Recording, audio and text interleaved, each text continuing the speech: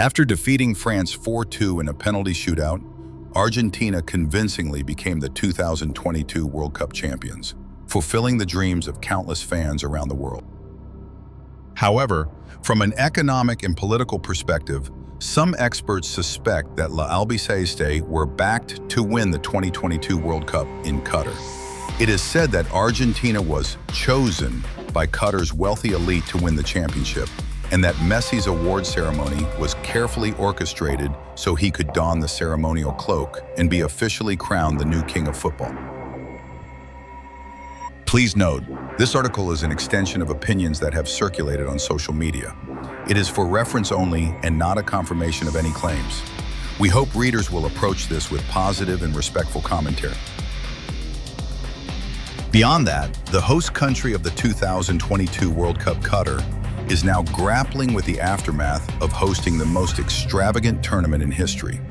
After spending nearly $300 billion over 12 years on infrastructure, including 7 stadiums, hotels, residential buildings, and some of the most modern transportation systems in the world, much of it is now underutilized for a population of just 3 million. Additionally, many unfinished projects face the risk of abandonment due to labor shortages, especially among migrant workers, amid controversies about unfair treatment and the appearance of One Love captain armbands on the field. Two key arguments have been proposed, given that the World Cup was held in Asia again. One, the host country secretly lends money to one of the 2 finalists via government bond purchases. For example, Qatar allegedly did this with Argentina to help them avoid default. 2, one of the finalist countries has a political system similar to that of the host country. Let's go back to a real example in the past. The 2002 World Cup, the first held in Asia, was hosted by economic powerhouses Japan and South Korea. From 2000 to 2014, Japanese banks disbursed about $700 million in loans to promote Brazil's soybean and corn exports to Japan and to invest in offshore oil development. The result?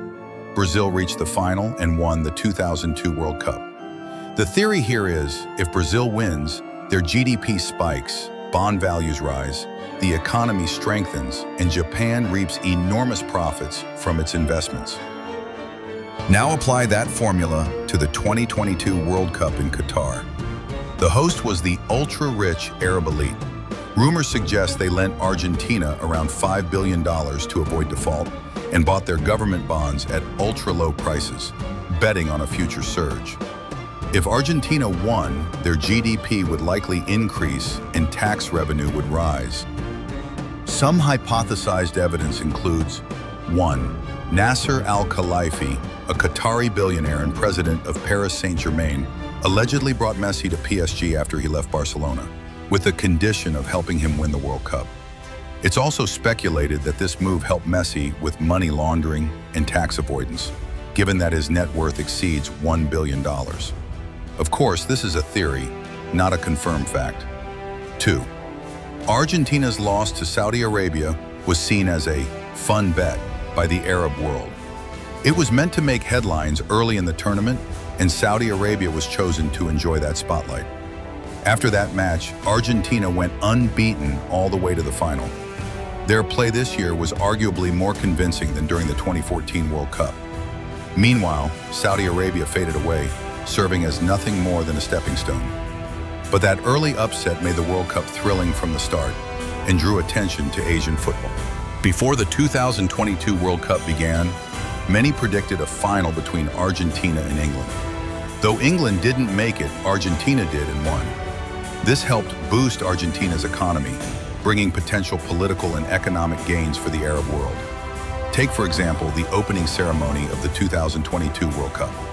Qatar's Emir, Sheikh Tamim bin Hamad Al Thani, was present in the VIP stands, witnessing the fruit of over a decade of effort and more than $220 billion in investments.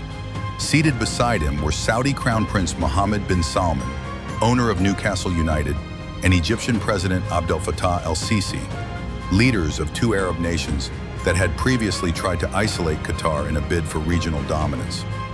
Tensions had peaked in 2017 when Egypt and Saudi Arabia accused Qatar of supporting extremist Islamic groups and aligning with Iran. A blockade followed, cutting off Qatar from air, sea, and land routes. But by January 2021, the anti-terror quartet, Egypt, Bahrain, UAE, Saudi Arabia, agreed to lift the embargo. The appearance of the Saudi Crown Prince and Egyptian President at the World Cup symbolized Qatar's diplomatic resurgence.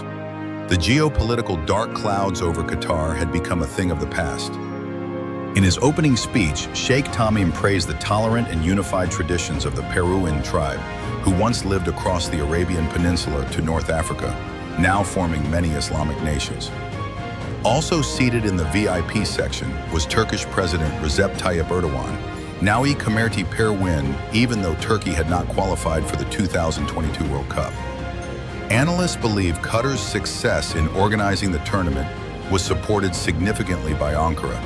Alongside Iran, Turkey helped Qatar survive the diplomatic crisis by maintaining trade routes and supplying essential goods. In return, some Western leaders began calling for less criticism of Qatar on issues like human rights, shifting focus away from non-sport matters.